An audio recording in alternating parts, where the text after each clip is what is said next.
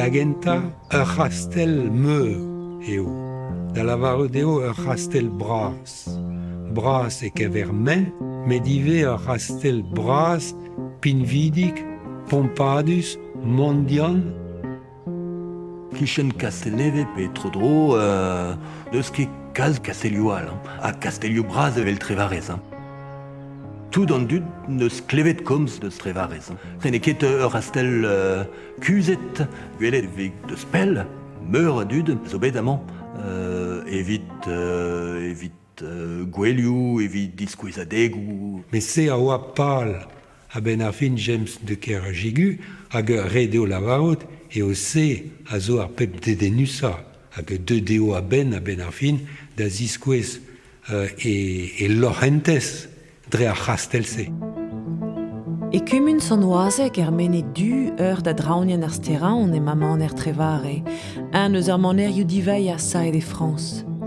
Blavez 1906 e oa echu sevel anezhañ. A dreañ stum meurdez eus ar man ru e ve klevet hibout an aventur tut, moez ar vevelien ar beizantet an dud vunut o deus bevet un ur e estlammus. James a gerjegu e noa ijinet an doman i bras, met nebeud amzer goude ma voa echu a labourioù e varvas. E verre, Françoise Marquise la Ferronnet a reas vardro ar maner e patos un anterkanvet.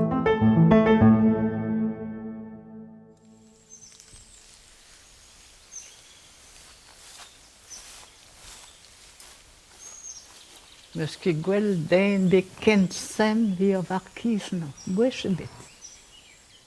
Arret e gwech e deut, meus gwell ne, glav re, e digouet gant an ma perme ap kaoutchou, boto kaoutchou, on imaj mat mogret deus a varkiz. Vez ket mo gwell ne, oan kimper blanche, no? On ge saladen, det kan jeg være, den jo købte tout. Og givet sig vi gør lalle, vi må gå et fløer, vi må tage fløer. Nej, var sammen skal nom. Der er man skal dreje du står fløer. Jeg ben nu ret trippe perpas, som et paller var ugan drun. Og jeg jo nu har været kiser hit. Men jeg ved skidt, hvis jeg flere brag med skat. Og så må lære dig, jeg kan finde til arkis. Du skal gå ned i nacht, så der var en bras, der siger, at vi siger her og i går dag. Jeg har jo ikke skåret og hården, og nu går du en tåling og går med bæk. Jeg har hele her på grund af par du pyner. Nu kan gå med svå kåler her. Nu skal vi gå der.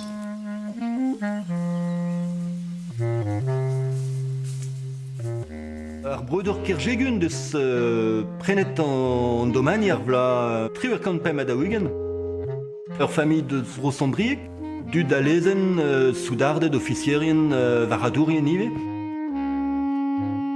James oa mab unan deus an tri o doa prenet an dachen.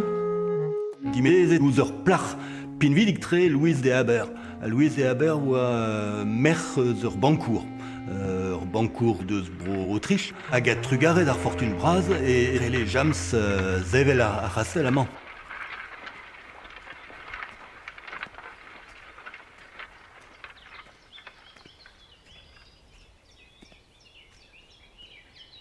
An adeiladour en deus implijet a brikez ruz velen a zeu eus koueron e kichen naonet.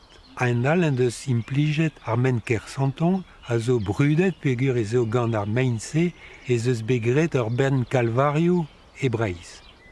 Bandedadoù men ker santon a veler a ed an estarjou hag a liam pep tra hag a ro undet. A ben ar fin an deus ur c'hastel a zo var an dro liesser hag un van memestra dre an doare da labourat war an talbennou.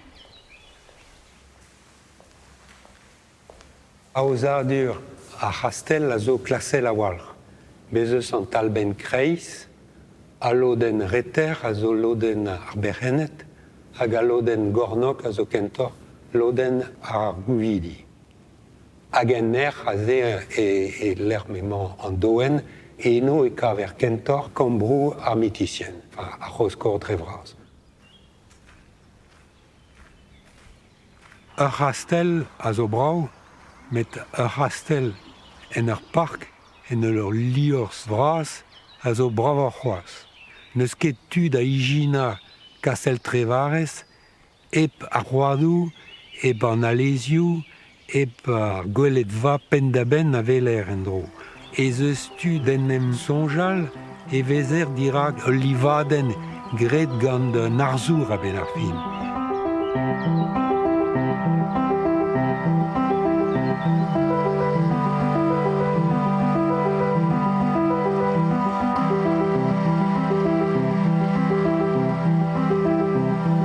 Françoise de Kerjégu a zo dimezet ouz ar marquis de la Ferronnaie, ar roublad a zo chom e liger atantel, met amañ pa d'an nevezamzer a drestol pa d'an diskaramzer evit chasse. Oz a ra abadenn chasse braz gant kalz a dud deus Paris, deus pepler e France hag deus broioal a vechou. Men pedet neuveri pinvidik d'an ar gise. Vechou a porte yaoun riwa ba trodrou, tu et e jika. A diwach mes gwell, sa se il bras. A borte o ken chizg, an ur mehet. Hag a borte ren o pleven o bo souk, men mo ken rabrau. Hag e pur dit nous gouzi, me o ed ba der war hier, a mo ten toui plein gachok. A gret toulou ba kasketten sat, ilak nebers. Me mo do giste, me pen o gwell hen dut rest hen o c'hors. Me pen mo gwell mai ben a nun ke c'hors tammenen.